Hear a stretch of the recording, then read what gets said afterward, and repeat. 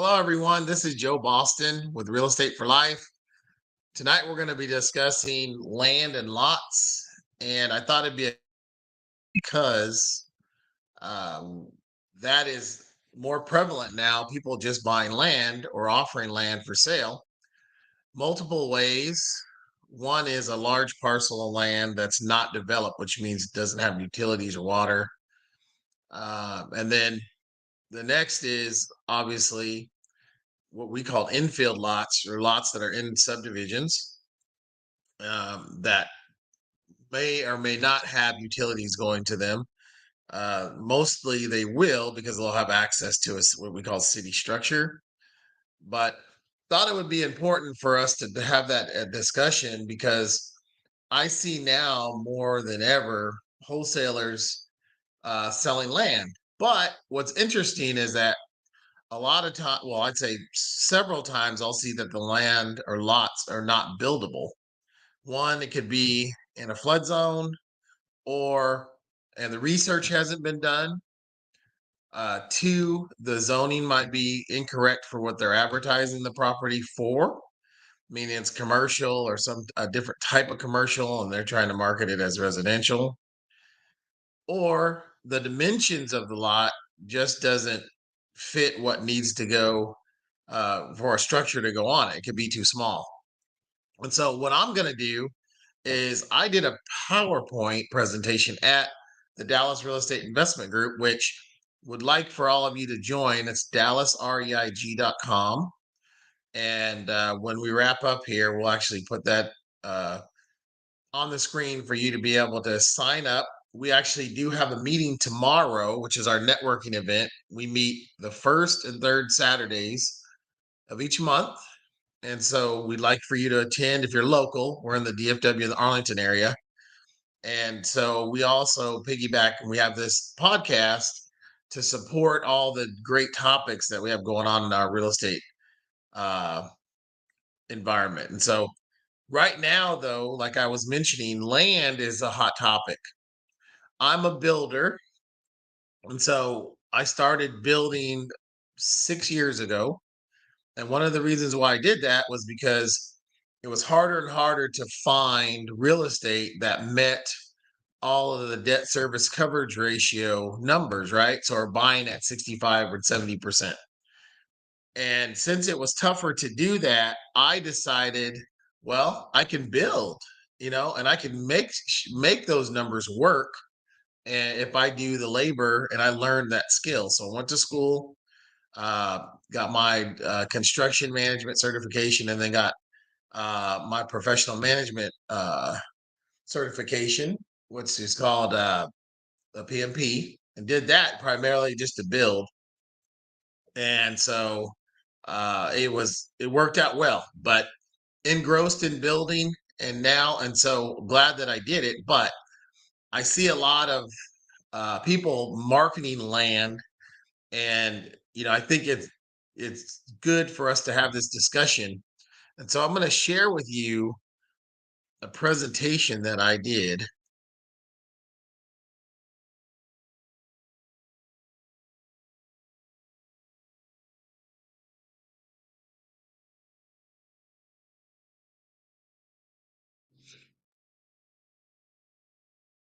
And so the topic was land and lots, and I wanted to share this with everyone because, again, as land became more important and more prevalent, I thought it would be good for people that one wanted to build, and two, if they were going to actually present land or lots to me, it wouldn't be a waste of time. So what we talked about was what kind of lots are you looking for, how to analyze lots for usage, what you need to know before purchasing lots, the zoning, and how you can start with us, working with us.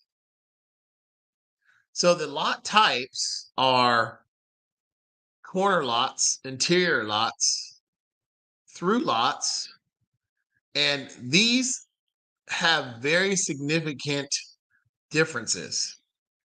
And why that is because there's something called setbacks. And that basically means the allowable of space that you can build on when you're doing construction. And so all of these will have a different footprint or access point when you're starting to talk about what the setbacks are. So corner lots, because you are surrounded by the front and the side, or have could have a potentially different setback than an interior lot. And through lots, depending on what is on each side of the street, the street behind and street in front, that can impact the placement of the property as well, or your building that you're going to construct. And so wanted to highlight that because there are different types of lots, and you need to know that, because when you whatever your structure you're trying to put on that lot, you'll need to identify the type and then work backwards with your setbacks. So as you can see, uh, that those highlighted in yellow is where your buildable area is. And so what we do is each city will have its own requirement, and county will have its own requirement on what the setbacks are. And so, for example, you'll see there's a rear lot line, and let's say in Fort Worth, that could be a 10 feet. And it could be different in other cities. It could be 15 feet, but you need to know what that is. And then on the side, if it's a corner lot, there's a street side setback. And what that is, it's probably a line in itself to the house that's in on the side of the street or behind the house. And then you have a front setback, which is basically, if you could think about where all the other houses are, if you look to the right when you come down, if it's on the corner, right when you approach the corner, if you look to the left or to the right, they all appear to be in one line. So one's not in front of the other.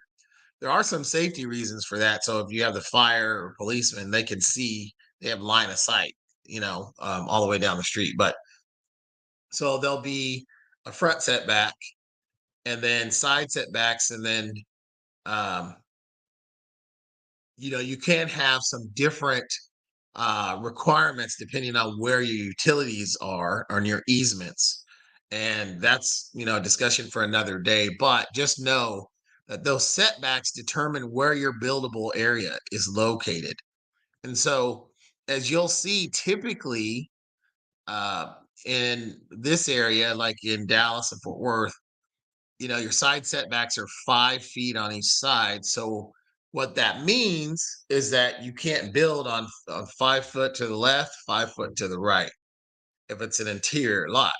So if you have a 50-foot wide lot, that means you have 40-foot width to build on. Pretty simple once you understand it, but if you get a lot that's presented to you that's only 30 feet and you want to build a particular house on there, that wouldn't work. So we're going to talk about like what kind of lots are you looking for? Again, how to analyze the lots, what you need to know before purchasing the lot, zoning, and we're going to briefly talk about how you can work with us again. Okay, so here's a survey. So a survey is the actual dimensions of the lot, and so you can see in this particular example, you'll see at the bottom it says 50 feet. So that's the width of the lot. And as I mentioned before, there's setback. So if it's 50 feet and there's a 5-foot setback on each side, that means I have 40 feet to build on.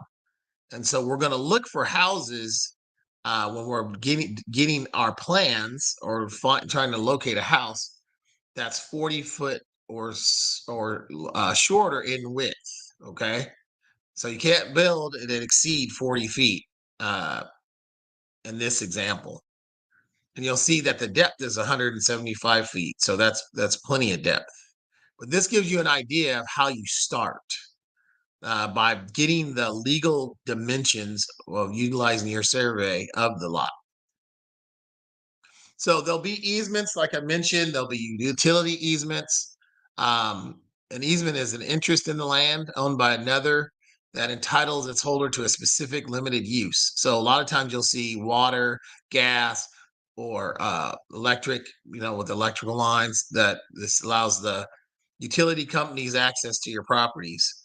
Well, you cannot build on those particular easements as well. Sometimes, in the forests or in certain rural areas, there's going to be other types of easements that you might run into. So you just have to be aware of those. And again, that'll be identified with whatever your local municipality is. Road access, one other thing too, as you might think it's a no-brainer, as it says, but we actually were at the auction, and a lot of times when you're bidding on land and you don't have the legal description, you can make a mistake and there's no road access. I actually have had a friend that was getting ready to buy a lot, and realized it was covered on all four sides, and so they decided not to move forward with it. If it isn't accessible with a roadway, you might not have access to the city sewer or water, and so that could be a big problem. But really and truly, we're in the business to build, homes or businesses that can generate a profit. And so, if you don't have any road access, it's really tough to make that usable. So just be careful and make sure you, if at all possible, you do have the legal description or survey before you make that purchase. If you don't, make sure that you actually have gone to the lot itself. Make sure that it does have frontage or road access.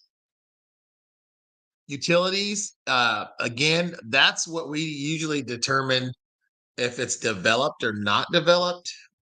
We call it horizontal, meaning that there's a city structure. There's actually access to tap into city water. If not, then you'll have to go with septic. And then there's also access to power or electricity, and communications. So this is important because we usually use this definition to determine if it's developed or not. Because if you have access to utilities, then you can move forward with your construction. But if not, then you're going to have to figure out a way, like a new subdivision or development, how you're going to get that in place. And that could be expensive. So before you move forward, you need to determine if it's developed or not. And that's what we say. Ordinances and covenants. If it's solely put in place for smaller parcels or larger parcels, this can be very important as well. If you get into an area that they only want 1 acre lots and you're not able, and you're trying to sell or develop a subdivision or sell multiple properties, when the rules say, ordinance say, that you can only build 1 acre on a 1 acre parcels of land, you need to know that up front, right? I actually have had a situation where I had to rezone to smaller lot sizes so that I could put more houses on the property. But the neighbors actually fought me on that because they wanted to maintain a certain size. It worked out great because I actually ended up improving their values, and they say thank you now, but they didn't really understand that the market was going to increase like it has. So it actually benefited the area. But this is important for you to know, because if you have a specific goal for land and lot, you want to check to make sure that you can put the exact type of structure you want on that property. Because if not, or you can't subdivide it, then it might not be a good option for you to move forward.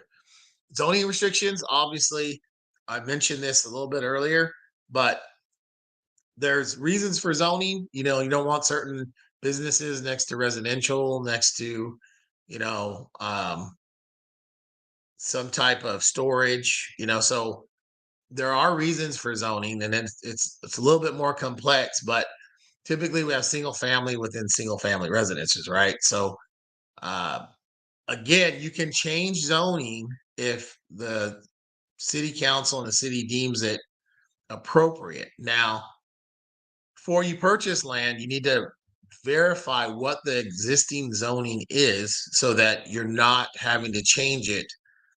Or there's a possibility that if you're going to change it, it's into something that you'd like.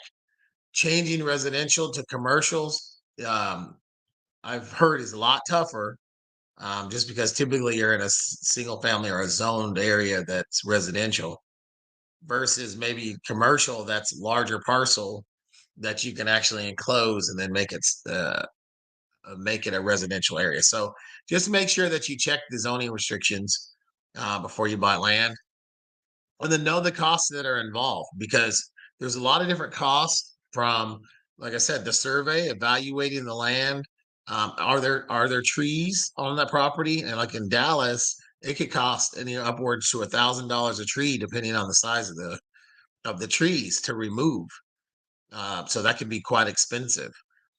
Is it in a flood area, a floodplain? Do you know that?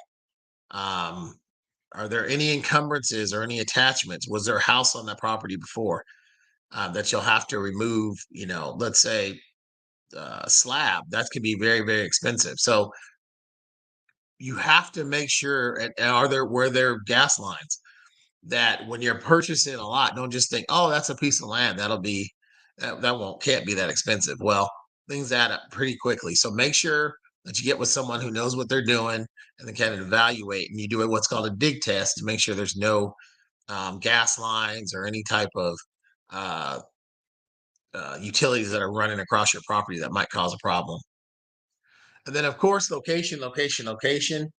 That's highly important. That's the number one rule in real estate nowadays. I mean, because of the neighborhoods looking similar, we can go further out and feel like you're near the downtown. But again, location is crucial to where you're going to build. And I would say location, just from the standpoint of it being developed or not developed, having access to those utilities is highly important. Okay. So how do you determine the footprint? So this is just an example in Dallas. These are the zoning types. And so if you can see on the screen that there's A types, which is agricultural, and then there's single family. And what that does is it highlights the setbacks that we mentioned. And so what I looked for was the smallest size lot I could actually legally build on. And that is an R-7.5A, which is the front setback is 25 feet, the side and rear are 5 feet, and the dwelling size, the square footage of the lot was 7,500 square feet. And why that is because typically, one, economically they're a little cheaper, but two, those are the most economical houses to build. But that tells me what my setbacks are. So now what I can do is, now that I know that I have a 5-foot side setback for each side, I know that I have to take whatever my lot dimension is and just subtract 10 from that. And that's what my buildable width is. So that's how you actually determine that. That's actually it's on the city website, and it'll actually allow you to see what those are. And each city should have these standards for you to review.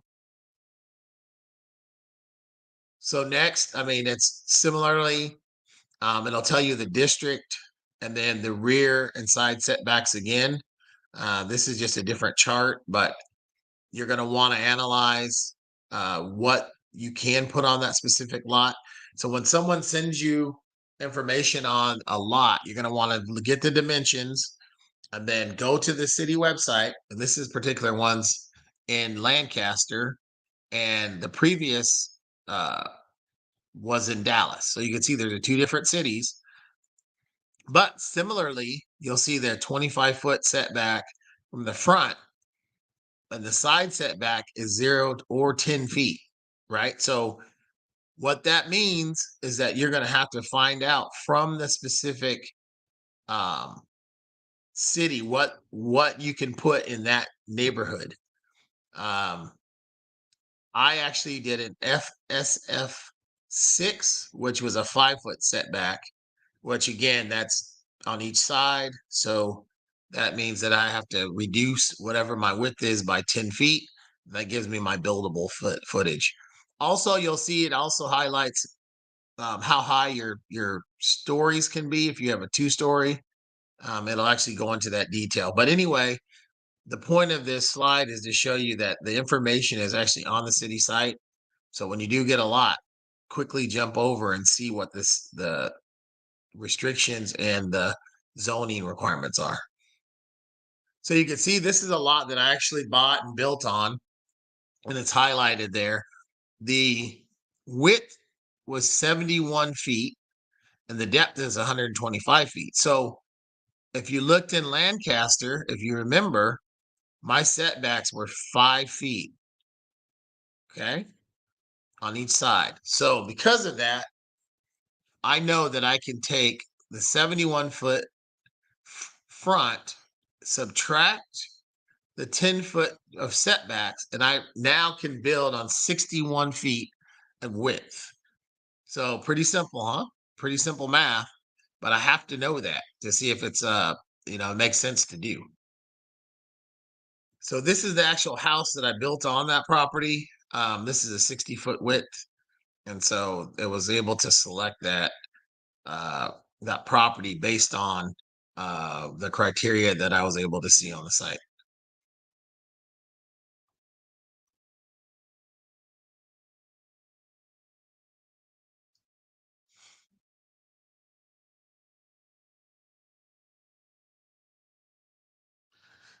So hopefully that provided you with some information on how to look at lots from a 30,000-foot level.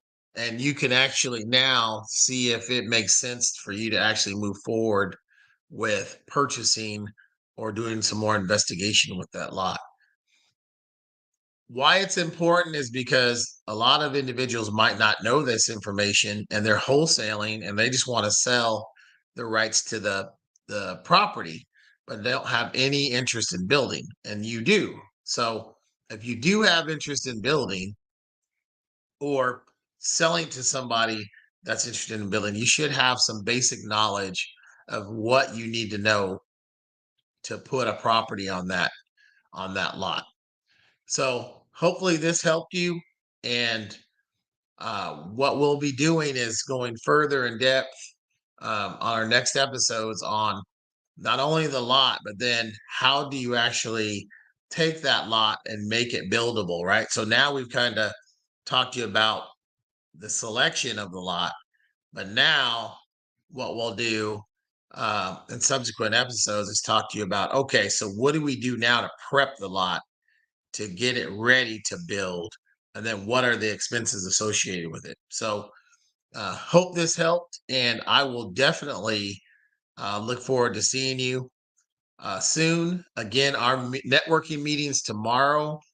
It's at our Arlington headquarters at 717 East Border Street, and we're going to be doing deal or no deal. So we're actually taking real estate wholesale deals that were presented to us, and then we're putting them through a spreadsheet that we have to actually determine if it's a good deal or not, if something that we should pursue. So again, thank you for tuning in, and we will see you next time.